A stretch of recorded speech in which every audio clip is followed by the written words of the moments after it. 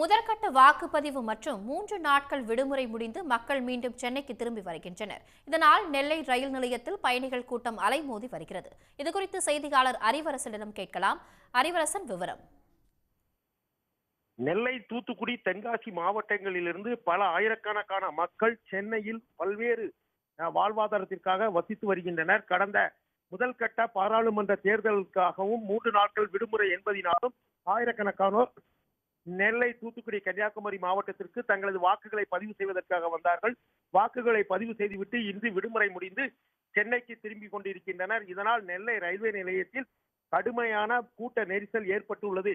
நெல்லை, நாகர்கோயில், கன்னியாகுமரி மற்றும் திருவனந்தபுரம் வழியாக வரக்கூடிய அனைத்து ரயில்களிலும் கூட்டம் அலைமோதியது. குறிப்பாக நாகர்கோவிலிருந்து தாம்பரம் செல்லும் அந்தியோதயா முன்பதிவு இல்லா ரயிலில் மக்கள் கூட்டம் அலைமோதியதினால் லக்கேஜ் வைக்கும் இடத்திலும் தரையில் அமர்ந்தும் பயணிகள் பயணம் செய்து வருகின்றனர்.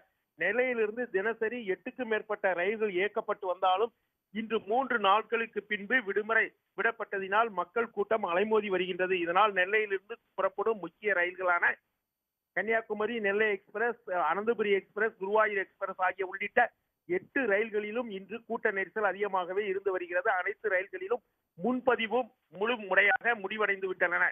அந்தியோதயா ரயிலில் முன்பதிவு இல்லாத காரணத்தினால்தான் இந்த நெரிசல் ஏற்பட்டுள்ளது. நன்றி அறிவரசு. உடனுக்குடன் செய்திகளை தெரிந்து கொள்ள சன் நியூஸ் பெல் ஐகானை கிளிக் பண்ணுங்க.